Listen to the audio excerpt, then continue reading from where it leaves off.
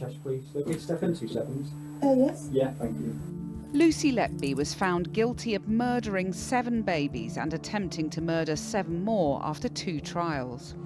Little did those working alongside her know that there was a murderer in their midst. 2 applications to appeal have since been refused. The Thirlwall inquiry into whether more could have been done to stop the killer nurse ran for months and is now due to be published next year. But there are growing questions about her convictions.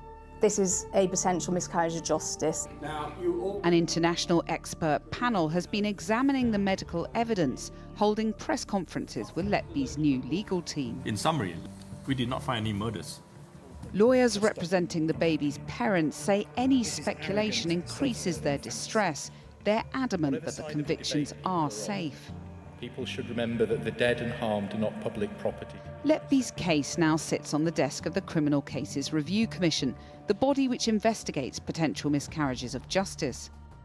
It's Letby's last chance to have her convictions sent back to the Court of Appeal. Now, for the first time, a senior coroner's officer who worked for Cheshire Police shares details of the role she played in the police opening their investigation. She led a team gathering evidence on behalf of the coroner, and she reveals her own concerns about the safety of the convictions. Did you have any? It was May 2017. I was asked to attend a gold group meeting. That is a very high-level meeting with senior police officers to determine the direction of that investigation. Do you remember what was discussed there? And there wasn't discussion about any suspects, and I remember really clearly the police were minded not to investigate the concerns. Stephanie Davies was asked to review the deaths of babies at the Countess of Chester Hospital from 2015 to 2016 to determine whether the reasons for each death had been explained. This review was to change the course of the police investigation. I had 3 hours to review what would be 13 deaths. Did the police tell you why they wanted it to be done so quickly? The impression I got, and this was my interpretation, they were going to go back to the hospital and say, we're not investigating. In a nutshell, what did you tell the police about your findings? They appeared to be natural causes, but there were missing jigsaw pieces in some of the post-mortem reports.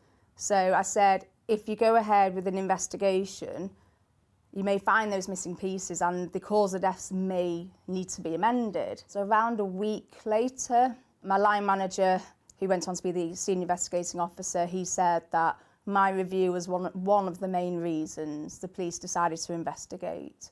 How did you feel that your review was one of the main reasons that the police were sort of pursuing these inquiries? I was quite shocked, actually. There was no evidence anywhere of deliberate harm. When the guilty verdict came through, is that what you'd expected? I was expecting the jury to find Lucy Letby not guilty. I then doubted myself and I thought she must be a murderer. Stephanie Davies submitted a statement to the Thirlwall inquiry describing her role in the case and reporting it as a near miss due to the police almost not investigating the deaths. But some months later she came across her original report. On rereading it, she noticed substantial differences between the original pathologist findings recorded in her review and the prosecution evidence used to convict Lucy Letby. I saw the original causes of deaths and I compared it. I thought, what are the amended causes of deaths now? And they were so different. Air embolism, overfeeding of milk, insulin. And I thought, hang on a minute. You know, we've got such detailed causes of deaths. So how have we now gone from, you know, having a partial cause of death to something entirely different? And I thought, what's the scientific basis for these new causes of death? Since the guilty verdict, Letby's new defence team has held 2 press conferences to publicise the findings of a panel of international experts put together by Professor Xu Li. A renowned neonatologist, Li became interested in the case when he discovered his 1989 medical research paper on air embolism had, in his view, been misinterpreted by the prosecution experts and used to help convict Letby. We did not find any murders. In all cases, death or injury were due to natural causes or just bad medical care. He went through some of the alternative causes of deaths for some of the babies that Lucy Letby had been convicted of killing. And I thought, there they are. There are those missing jigsaw pieces. And that's when I realised this is a potential miscarriage of justice. And that's why she's now decided to speak to Channel 4 News and The Guardian. One piece of evidence about a baby described in court documents as Baby O stood out for Davies because it was never reported to the coroner at the time of death. There was mention of an attempted needle aspiration due to the distended stomach of this baby. And I saw that the reporting doctor never mentioned anything about this procedure to the coroner. So in your experience, is it unusual, maybe even troubling, that that wasn't reported to the coroner? That's a missing jigsaw piece. Had the paediatric pathologist been aware of this attempted needle aspiration, would he have then not given the underlying cause of death as prematurity, but this procedure? And that would have meant for that baby that it's not a wholly natural cause of death. That got me really concerned. If they've missed off that information, what other information have they missed? The evidence about Baby O was hugely significant in the police investigation into Lucy Letby for murder. Baby O's medical notes were the first to be examined by Dr. Dowie Evans, who went on to become the expert witness for the prosecution. He said he recognised deliberate harm within 10 minutes of reviewing the baby's post-mortem notes because of abnormalities of the liver. He told detectives, and the police investigation gathered pace.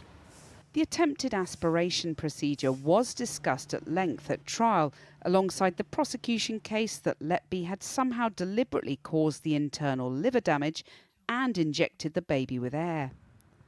The jury decided that Lucy Letby was responsible, and she was convicted of Baby O's murder.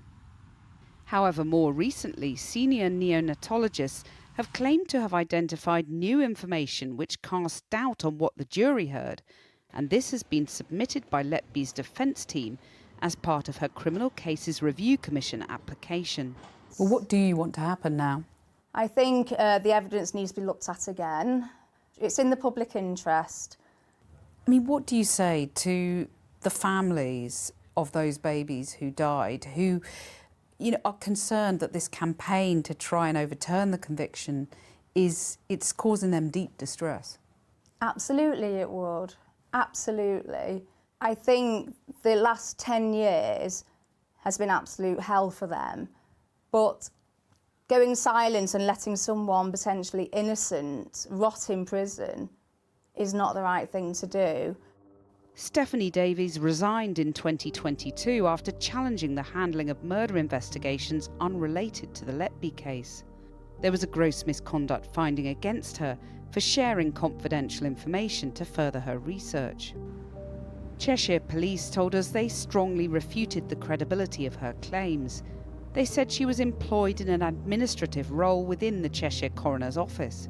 She was neither formally medically nor legally trained. The hospital and a solicitor for the parents of Baby O declined to comment. I've been investigating deaths for almost 20 years. I have an academic background in forensic psychology, forensic science, more recently forensic medicine. And it's about recognising that you may not always get things right, and when new evidence is presented, having that flexibility to change your mindset. You no longer work for Cheshire Police. What would you say to people who might say you've got an axe to grind against them? And that would be a fair point. And I think if that was the case, I would have blindly said from the very start, since my employment ended, Cheshire Police are wrong. But no, I didn't. So after the guilty verdict, I said it must have been a very good quality investigation, and there must have been tangible evidence that I'm not aware of. While the questions about Lucy Letby's conviction keep being asked, police are still investigating her, and a new file of evidence is currently being reviewed by prosecutors. None of this brings peace for the families of the babies who died.